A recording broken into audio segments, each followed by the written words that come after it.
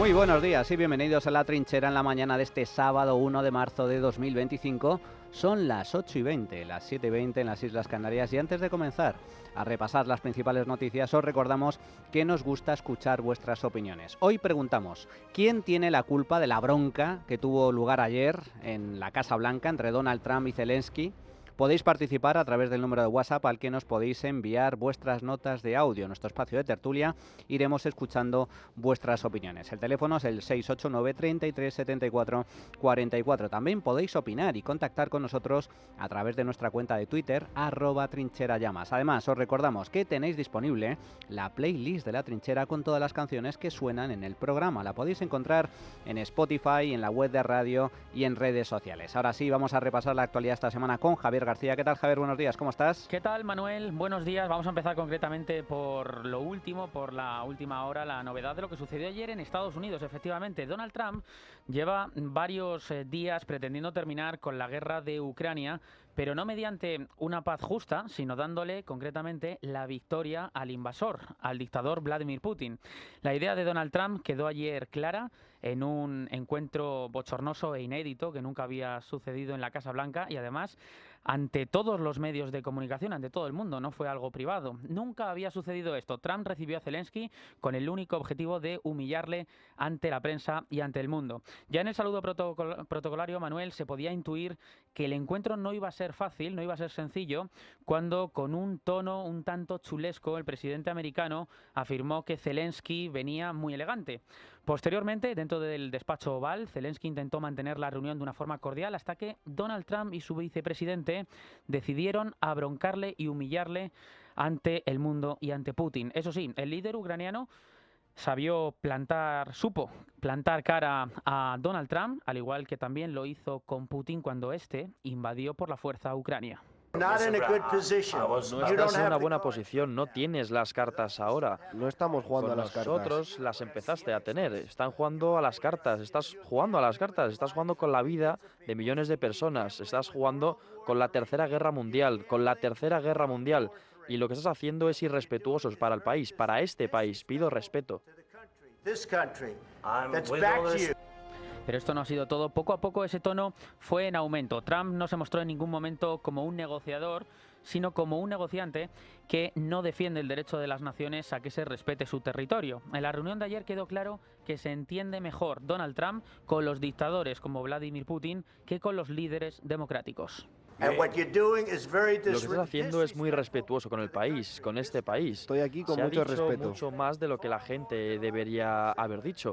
¿Has dicho gracias alguna vez en esta reunión? Muchas veces. Durante esta reunión fuiste a Pensilvania e hiciste campaña para la oposición en octubre, ofreciendo palabras de agradecimiento para los Estados Unidos de América y el presidente que está tratando de salvar a tu país. Por favor, ¿usted cree que si habla gritando sobre la guerra se va a acabar? No está hablando en voz alta, no está hablando en voz alta. ¿Puedo hablar? Ya has hablado mucho, tu país está en serios problemas. Lo sé. No estás ganando con esto, pero tienes muchas posibilidades de salir bien parado gracias a nosotros. Señor presidente, nos estamos quedando en nuestro país, manteniéndonos fuertes desde el principio de la guerra. Hemos estado solos y estamos agradecidos igualmente. Di las gracias también a este gabinete. No has estado solo. Te dimos a través de este estúpido presidente 350.000 millones de dólares en equipamiento militar.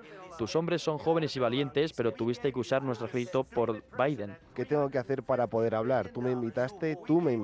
Si no hubieran tenido a nuestro equipo militar, esta guerra habría terminado en 2 semanas, ¿de acuerdo? En 3 días, Probablemente decía Putin. menos. Por supuesto. Va a ser muy difícil que hagamos negocios así. In 3 days, I heard it from Putin. In 3 days, this is something Maybe new. less. In 2 weeks, of course, yes. It's going to be a very hard thing to do business like this. Bueno, esto es parte de ese bochornoso encuentro de ayer en esta escena donde estaba Zelensky, donde estaba Donald Trump y donde estaba también Vance, y donde en un momento Zelensky le decía a Vance que no le subiese el tono. Intervino ahí también el presidente americano y dijo a Zelensky que no le estaba subiendo el tono, y ahí fue ese encontronazo entre los tres. Tras estas inéditas escenas se suspendió la rueda de prensa posterior que los dos, Trump y Zelensky, iban a ofrecer, y tampoco se firmó el acuerdo. Trump publicó posteriormente un mensaje en Twitter y aseguró que Zelensky no está preparado para la paz y que vuelva a Estados Unidos cuando lo esté, es decir, cuando esté dispuesto realmente a rendirse ante Putin. Por contra, Zelensky también publicó un mensaje en redes sociales, en este caso un mensaje más cordial, un mensaje educado, y agradeciendo a Estados Unidos por su ayuda y por la visita a la Casa Blanca. Habla de una paz justa y duradera. La reunión tenía por objetivo la firma del acuerdo sobre los recursos naturales de Ucrania, sobre las tierras raras, pero Zelensky se ha ido sin firmar en el acuerdo en el despacho Oval. El pacto consistía en explotar los recursos minerales del país, de Ucrania, de forma conjunta. Estados Unidos se quedaría con el 50% de los ingresos y a cambio Estados Unidos invertiría en un fondo para la reconstrucción del país. Pero Zelensky quería garantías frente al expansionismo de Vladimir Putin. Sin embargo, Trump le dio más importancia al acuerdo comercial que a la seguridad. Incluso ayer dijo que la seguridad no era importante y que la seguridad tan solo era un 2% del problema, que el problema real y lo importante era el acuerdo. Bueno, las reacciones internacionales no se han hecho esperar. Han reaccionado muchos líderes europeos. En Francia, por ejemplo, Emmanuel Macron dice que hay que mantener la ayuda a Kiev y las sanciones contra el Kremlin. En Estonia afirman que el único obstáculo para la paz es Vladimir Putin. También los presidentes del Consejo Europeo, Antonio Costa, de la Comisión Europea, Ursula von der Leyen, y del Parlamento Europeo, Roberta Metsola, han destacado en un mensaje conjunto que la dignidad de Zelensky durante el encuentro honra la valentía de los ucranianos. Han publicado ese mensaje conjunto en X, en la antigua Twitter. Dicen: sé fuerte, no tengas miedo, nunca vas a estar solo, querido presidente Volodymyr Zelensky. Seguiremos trabajando con ustedes por una paz justa y duradera. Y también en España se han pronunciado el presidente del gobierno, Pedro Sánchez, dice: Ucrania, España está contigo, y el líder de los populares, Alberto Núñez Feijóo, ha dicho que lo que ha ocurrido es una mala noticia para el mundo, que solamente beneficia a Putin y Ucrania debe ser escuchada. Vaya espectáculo el que se ofreció ayer en la Casa Blanca. Lamentable. Solo puedo decir eso, lamentable. Ayer, durante la tarde de ayer, repasé 2-3 veces, pues esa bronca, ese broncón que se montó en la Casa Blanca. Inconcebible que además ese tipo de discusiones tengan lugar en público, porque una negociación en privado, pues puede haber este tipo de disputas, que desde luego son ajenas a lo que es normal en diplomacia, pero hacerlo además delante de la cámara, frente a todos los medios de comunicación. Desde luego, el tono chulesco empleado por Trump frente a Zelensky fue absolutamente intolerable.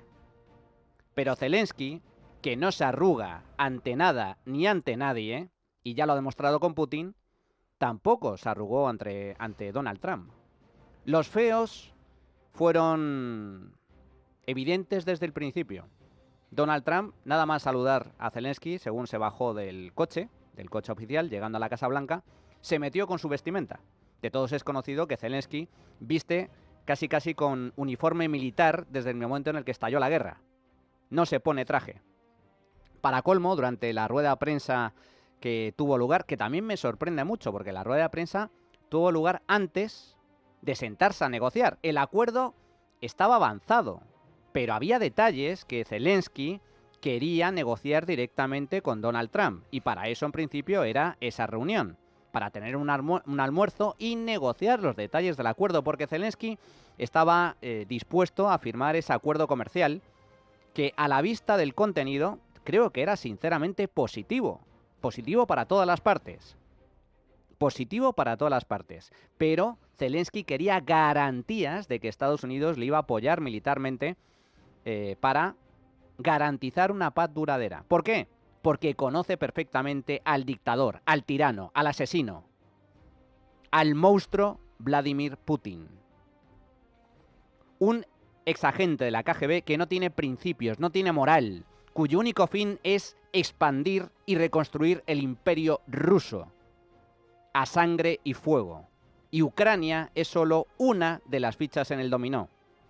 Se equivocan todos aquellos que piensen que el carácter expansionista de Putin se acaba con Ucrania. No. Después de Ucrania vendrán los bálticos. Después de Ucrania vendrá Europa del Este. Después de Ucrania viene Europa. Por lo tanto, la guerra de Ucrania es la guerra de Europa. Esto es así.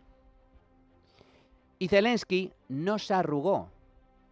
No se arrugó ante Putin cuando todo el mundo pensaba que Ucrania iba a caer en 3 días, que las tropas rusas iban a llegar a la capital de Ucrania en muy pocas horas. Zelensky plantó cara, no huyó, armó a su país y se enfrentó directamente a Vladimir Putin sin apoyo de nadie y logró pararlo.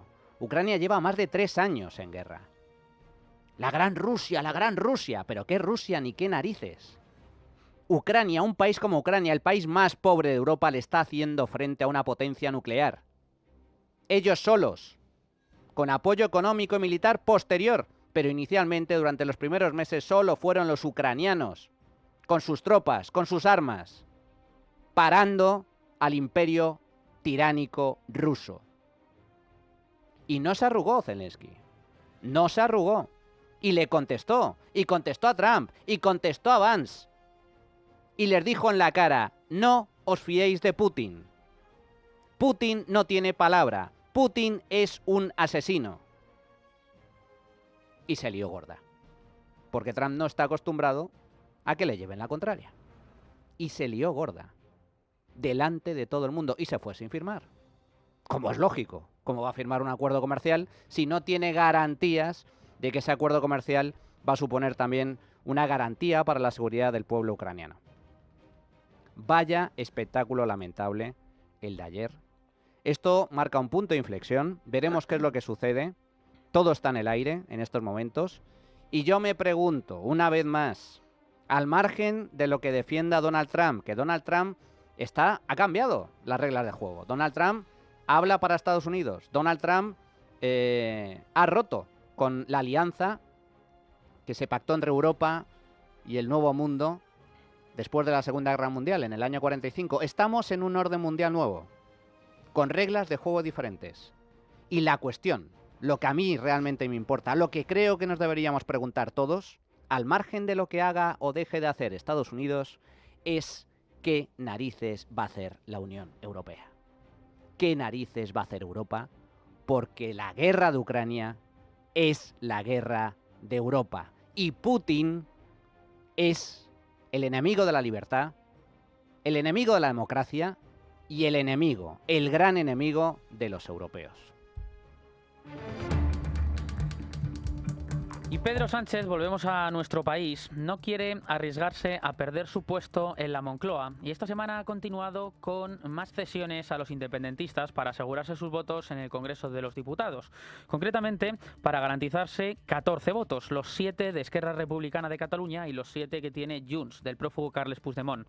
Los de Junqueras, en Esquerra, exigían una medida con un alto coste económico a la que finalmente Pedro Sánchez ha sucumbido, que es la condonación de una deuda a Cataluña de más de 17.000 millones de euros.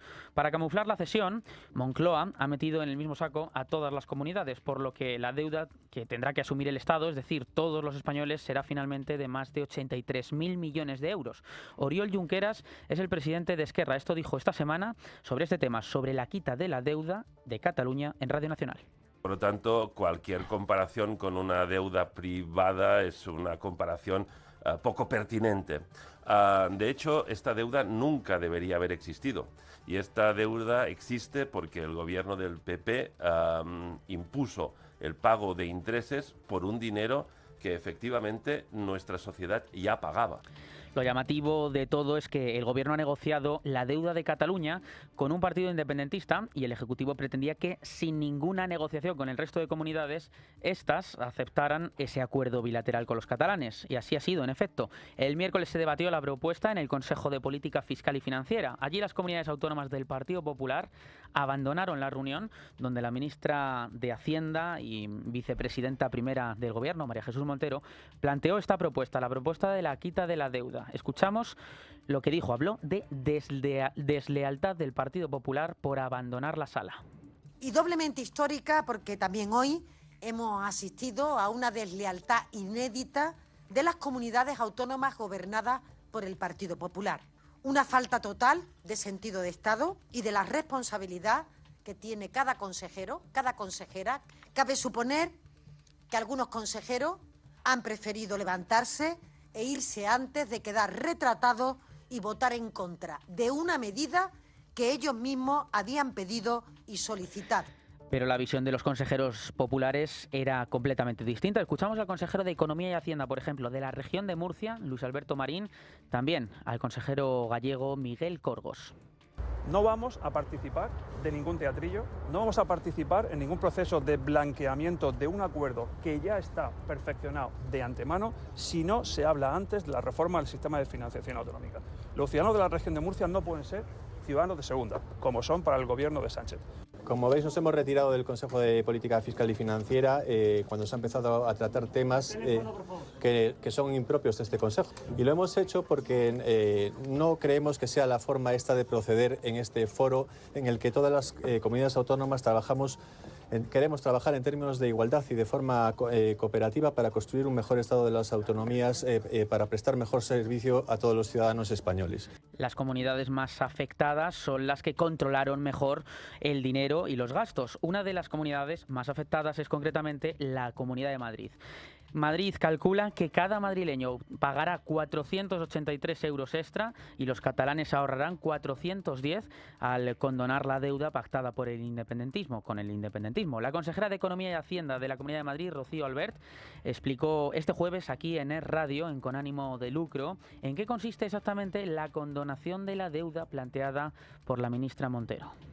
Esto es simplemente para seguir los acuerdos que tenían con el independentismo catalán para que seguir Sánchez en la Moncloa y el presidente Illa de presidente de Cataluña. Y lo segundo es explicar algo tan sencillo como que ya nos gustaría que las deudas desaparezcan, pero que eso no existió en la historia y que todavía no se ha inventado el mecanismo, que las deudas no desaparecen y por tanto que esa deuda ingente que ha producido Cataluña por una mala gestión, lo único que van a hacerlo es traspasar al resto de las regiones en forma de deuda del Estado, que vamos a soportar todos los españoles y que al final eso, ¿cómo se paga la deuda? Pues subiendo los impuestos, aumentando las cotizaciones sociales y al final el individuo de a pie es el que va a pagar la fiesta independentista. Esto es lo que sucedió. Los populares abandonaron la sala, pero la propuesta salió adelante porque solo necesitaba el voto de una sola comunidad autónoma, ya que el Ministerio de Hacienda cuenta con la mitad de los votos en este foro multilateral. Eso sí,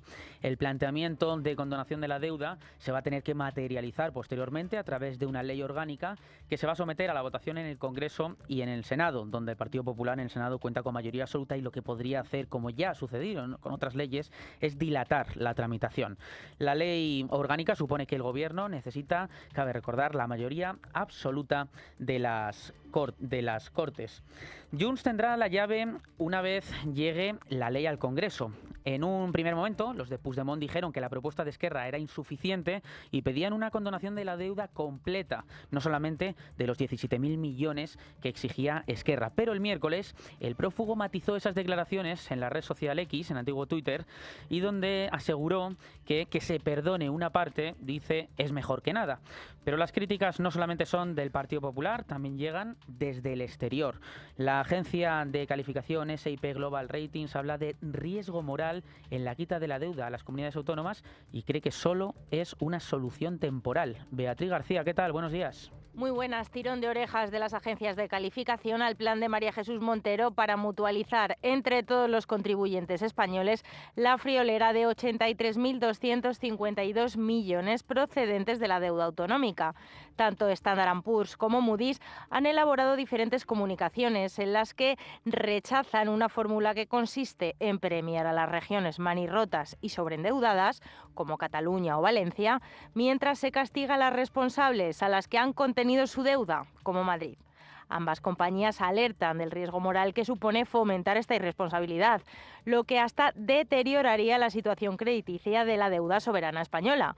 Montero responde a este desprestigio con una dudosa promesa. La calificación crediticia del Reino de España no se va a ver alterada porque esta deuda estaba en las comunidades autónomas. Ya existía. O sea, no es una deuda nueva que aparezca de cero, ya existía. Pero creemos que tenemos absolutamente medido y perimetrado el riesgo que pudiera existir en los mercados. A pesar de las explicaciones del Gobierno, la barra libre de deuda para contentar a Cataluña ya está en marcha. ¿Se endeudarán todavía más las autonomías en los próximos años? Pues podemos vaticinar que sí. Muchas gracias, Bea. El Partido Popular no es el único que piensa de forma negativa respecto a la condonación de la deuda, porque nos tenemos que remontar concretamente al 30 de mayo del año 2018. María Jesús Montero, la opinión suya era bien distinta a la de ahora. Cuando era consejera de Hacienda de la Junta de Andalucía durante la presidencia de Susana Díaz, dijo entonces que, Montero sostenía que con su propuesta de condonación el gobierno de Mariano Rajoy intentaba evitar la reforma del sistema de financiación autonómica que se le reclamaba desde Andalucía. El señor Montoro no puede pretender que vía reestructuración de deuda o condonación se pueda sustituir el debate. Lo decimos otra vez para que quede constancia, porque no vamos a compartir, por mucho que se beneficiara o no Andalucía de una propuesta que se hiciera, el debate es insustituible porque estamos hablando de los próximos 10 años. María Jesús Montero se opuso a una quita propuesta por el entonces ministro Cristóbal Montoro, argumentando que era un intento de evitar el debate sobre la reforma de la financiación autonómica. Pero el 29 de octubre de 2023, una vez ya estaba firmado el pacto de investidura de Pedro Sánchez, esto dijo María Jesús Montero en la cadena SER ante las sospechas del presidente gallego Alfonso Rueda de que se había negociado para la investidura de Pedro Sánchez, se había negociado la condonación de deuda para Cataluña. Sabe que el presidente de la Xunta, Alfonso Rueda, lleva varias semanas alertando de que no tolerará una condonación de deuda a Cataluña. ¿Esto está sobre la mesa en la negociación? No, es que se lo inventan. Es que lo curioso es que las comunidades del Partido Popular se inventan las cuestiones. En este caso ha sido el señor Rueda, daría igual que fuera el señor Moreno Bonilla, y de pronto empiezan a especular y dicen no vamos a tolerar. Oiga, es que eso no ha ocurrido, y como eso no ha ocurrido, no se puede hablar de tolerar. Eso no ha ocurrido, dice Montero, pero así presentó la condonación de deuda esta semana. Esta medida saben que tiene su origen en el pacto de investidura que se firmó con Esquerra Republicana de Cataluña, en donde se hizo constar que la metodología aplicada a esta comunidad se haría extrapolable al resto de comunidades autónomas. Es decir, ya estaba firmado para mantener a Sánchez en el poder. Sea como fuere, la condonación de la deuda es un paso del Ejecutivo, como comentábamos al principio, para mantener contentos a Esquerra Republicana de Cataluña en el Congreso y poder mantener sus 7 votos. Pero quedan otros 7 votos. También han habido acercamientos a los de Puigdemont, hacia Junts. Moncloa ha conseguido esta semana que Junts retire la iniciativa de la cuestión de confianza que tendría que haber sido debatida este pasado martes en el Congreso de los Diputados. Cabe recordar que Puigdemont amenazó con serios problemas al gobierno si no se tramitaba. Hoy el presidente Pedro Sánchez continúa demostrando que no es de fiar. No ha conseguido vencer los recelos que teníamos, sino que los ha incrementado. Es por eso que hoy, justo al inicio de esta comparecencia de prensa, el grupo parlamentario de Junts por Cataluña ha registrado en el Congreso de los Diputados una iniciativa parlamentaria que le pedirá al presidente Sánchez, si se aprueba esta iniciativa, que pida someterse a una cuestión de confianza. Algunos de los socios que le dieron los votos a la investidura, como somos nosotros, consideramos que no ha hecho bastante para merecer nuestra confianza, a pesar de que ha tenido muchas oportunidades y que hemos sido muy generosos y que hemos sido muy pacientes. I que hem estat molt generosos y que hem estat molt pacients. Estas palabras fueron del mes de diciembre. Ahora ha decidido retirar la propuesta sin que se llegue a debatir ni mucho menos a votar. Una vez más, Puigdemont amenaza al Ejecutivo con hacerle caer, pero no actúa, lo que le ha servido a Pedro Sánchez para tener un respiro al mantener también esos 7 votos de la formación separatista. Junts se justifica en que ha aceptado la petición de retirar la cuestión de confianza, dicen, porque se lo ha pedido el mediador internacional para evitar una ruptura con el Partido Socialista. Así lo ha dicho esta semana Jordi Turull, el secretario general. La Ejecutiva Nacional de Junts ha debatido la situación ampliamente y también la petición que nos ha dirigido el embajador, y pese a constatar la confianza que no existe con el Partido Socialista Obrero Español y que está absolutamente deteriorada, ha decidido corresponder a la petición del embajador y hacer un último esfuerzo por evitar la ruptura. En consecuencia, hoy el grupo parlamentario de Junts en el Congreso retirará la proposición no de ley con la voluntad de dar el tiempo que el embajador nos pide para que se materialicen los acuerdos pendientes. Ens demana perquè es materialitzin els acords pendents. La realidad es que Junts no hace nada, ya lo hemos visto, si no saca un beneficio. En el marco de las negociaciones que se retomaron hace a escasas semanas después de la crisis entre los de Carles Puigdemont y Pedro Sánchez, las carpetas claves pendientes de destacar son el traspaso de las competencias en inmigración y la de la oficialidad del catalán en la Unión Europea. Pablo Planas, compañero de Libertad Digital en Cataluña, buenos días. ¿Qué opinas de estas nuevas cesiones del gobierno a los separatistas? ¿Y qué puede haber también detrás de la retirada de esta cuestión de confianza de Junts? El gobierno de Pedro Sánchez ha emprendido una carrera desaforada para contentar a los separatistas y pagar el alquiler de la Moncloa. La quita de 17.000 millones de la deuda de la Generalidad con el Fondo de Liquidez Autonómica es solo un anticipo de lo que nos espera. Esos 17.000 millones suponen el 22% de la deuda catalana y su condonación forma parte del acuerdo suscrito entre Esquerra y el PSOE para la investidura de Pedro Sánchez. Es decir, se trata de una concesión a los republicanos que ha provocado un tremendo ataque de cuernos en el partido del prófugo Puigdemont. Y es que el anuncio se produjo después de que Junts retirase en el Congreso la proposición para que Sánchez se someta a una cuestión de confianza. Eso tendrá un coste. Puigdemont exige al gobierno que perdone a la Generalidad el 100% de la deuda, es decir, unos 70.000 millones de euros. Pero eso no es todo. Las competencias en materia de inmigración, el control de las fronteras, la oficialidad del catalán en Europa son condiciones indispensables para que Junts mantenga la respiración asistida al gobierno y garantice la continuidad de la legislatura. A todo esto hay que sumar la hacienda propia catalana para recaudar todos los impuestos. Una hacienda que ayer mismo se puso en marcha en una reunión bilateral entre el gobierno y la Generalidad. El concierto económico para Cataluña, la progresiva retirada de la Policía Nacional y la Guardia Civil, el traspaso de la red ferroviaria o la entrega sin contraprestación de ningún tipo de edificios e infraestructuras propiedad del Estado, es decir, propiedad de todos los españoles. Se trata ni más ni menos que del desguace de la nación española en Cataluña. Gracias, Pablo. El Gobierno pretende tener cuanto antes el visto bueno del Congreso a la ley sobre la quita de la deuda parcial a las comunidades autónomas. Para ello, se tramitará con un procedimiento de urgencia, reduciendo los plazos a la mitad, por lo que fuentes de Moncloa más o menos calculan que podría aprobarse en el mes de noviembre.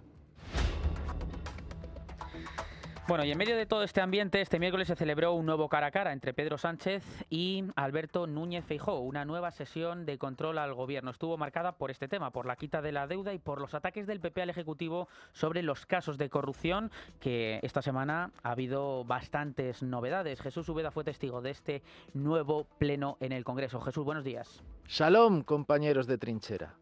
Esteban González Pons se ha convertido en la última cachiporra favorita de Pedro Sánchez para curtirle el lomo a Alberto Núñez Feijóo.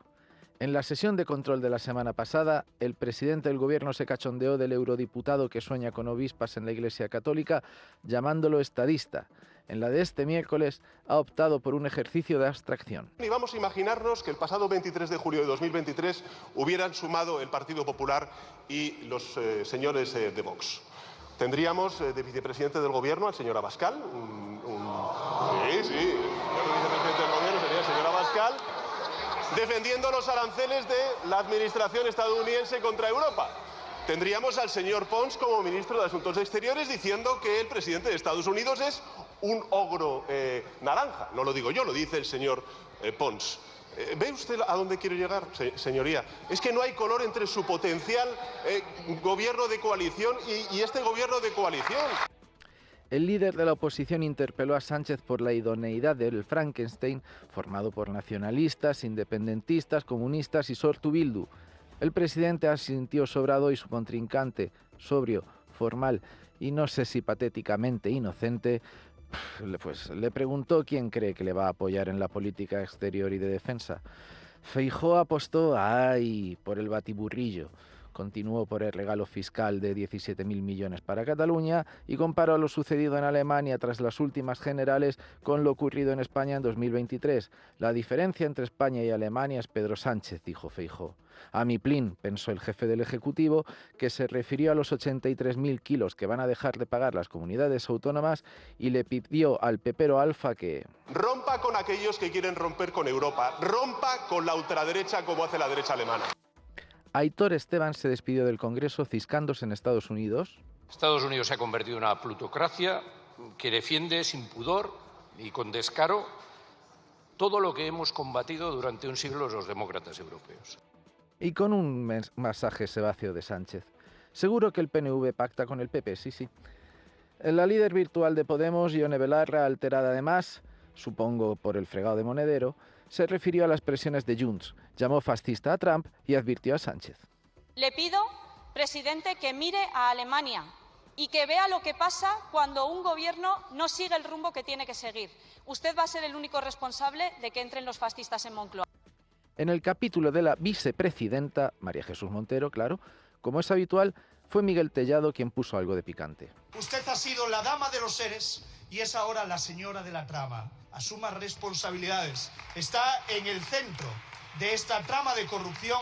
Usted lo sabía todo y lo tapó y tiene que decirnos exactamente por qué.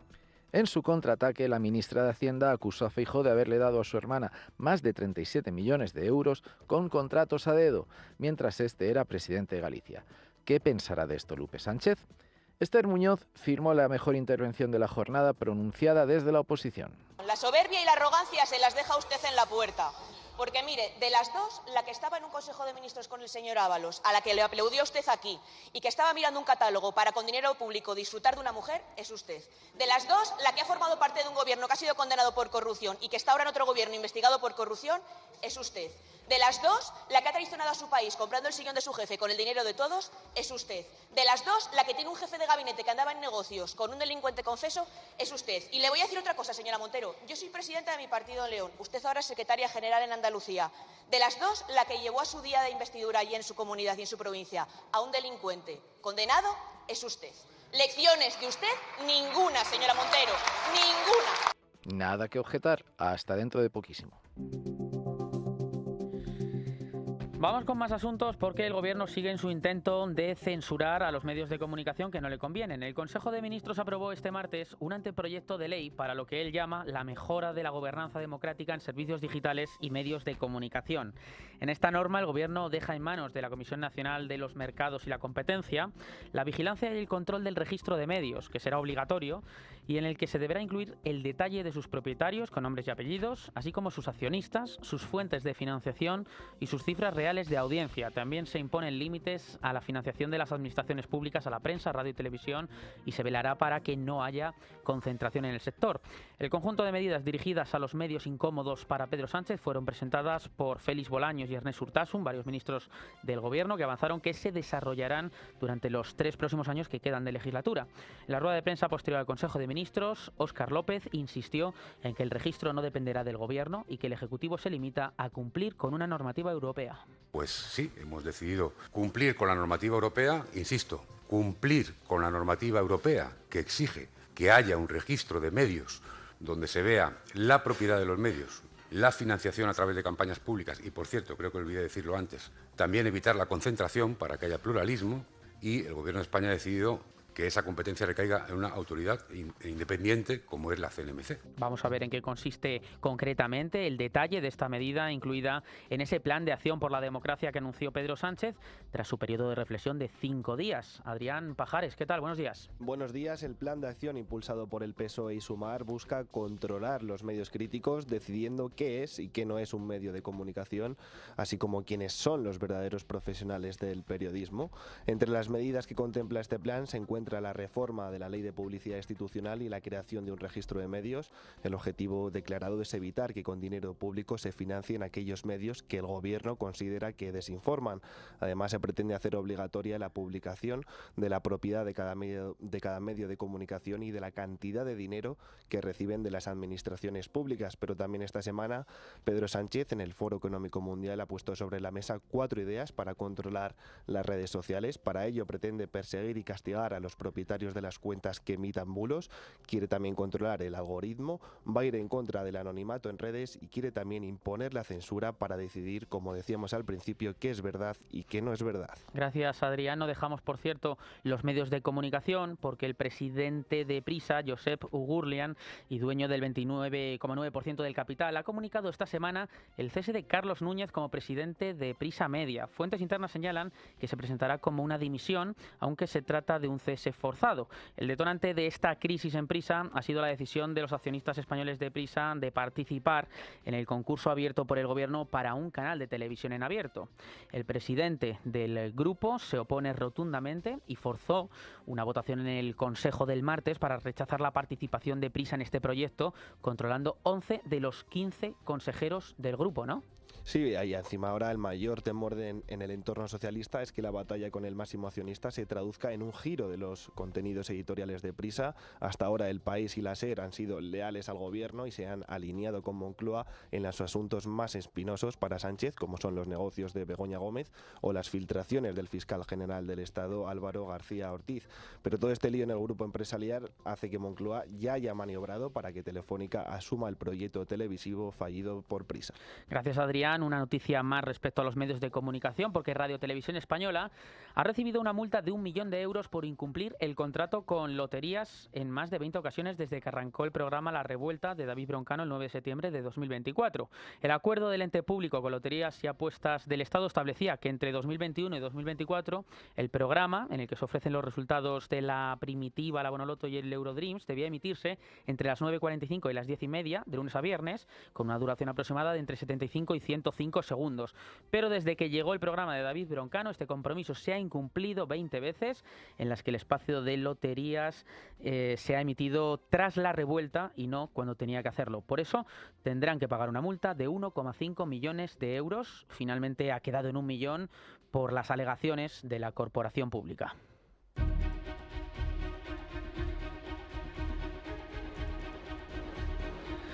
Y en clave internacional, más allá de lo que hemos comentado al inicio del informativo con Estados Unidos, esta semana se ha llevado un nuevo intercambio de rehenes y prisioneros entre Israel y los terroristas de Hamás, el último de la primera fase del acuerdo de alto al fuego en Gaza. El intercambio se llevó a cabo en la madrugada del martes al miércoles, sin las macabras ceremonias a las que nos tiene acostumbrados los terroristas a petición de Israel. La banda terrorista entregó el cuerpo de 4 israelíes secuestrados durante el 7 de octubre y posteriormente asesinados a cambio de la liberación de más de 600 prisioneros palestinos, entre los que se encuentran 24 menores de edad. A diferencia de los anteriores intercambios, en esta ocasión representantes de Egipto supervisaron dicho intercambio ante las últimas polémicas en los mismos, con las ceremonias que estamos comentando en las que ha convertido a los terroristas de Hamás estos acuerdos. Mientras tanto, Israel mantiene su pulso militar en Siria. Los de Netanyahu mantienen a su ejército al sur de Damasco como medida preventiva para evitar que el país islámico pueda reagruparse militarmente tras la caída del régimen de Bashar al-Assad. Lamentable el espectáculo que está ofreciendo Hamás. Importante recordar también que en este intercambio es un intercambio de naturaleza y orden muy diferente, porque Hamás lo que está haciendo es devolver parte de los rehenes secuestrados, población civil que fue secuestrada el 7 de octubre en ese vil atentado cometido por los terroristas de Hamás contra el pueblo israelí. Mientras que Israel lo que está liberando son presos, asesinos, terroristas. Terrible. Encima terrible ese espectáculo dantesco por parte de Hamás en esa especie de producción audiovisual que estaba llevando a cabo en los últimos días con esa liberación de rehenes. Llegados a este punto, vamos a hacer una pequeña pausa, pero antes, cambiando de tema, recordaros, es que realmente me pareció muy interesante. El otro día me enteré de una empresa de inversión inmobiliaria que está arrasando, se llama Cibislen, y ofrecen garantías en todos sus proyectos y rentabilidades que van del 10 al 13% anual. Además, se puede invertir desde 250 euros. Cuesta creerlo, pero es cierto. Os animo a visitar su página web para tener más información, cibislen.com. Hacemos una pequeña pausa y regresamos con el tiempo de tertulia. La trinchera de llamas. Es Radio.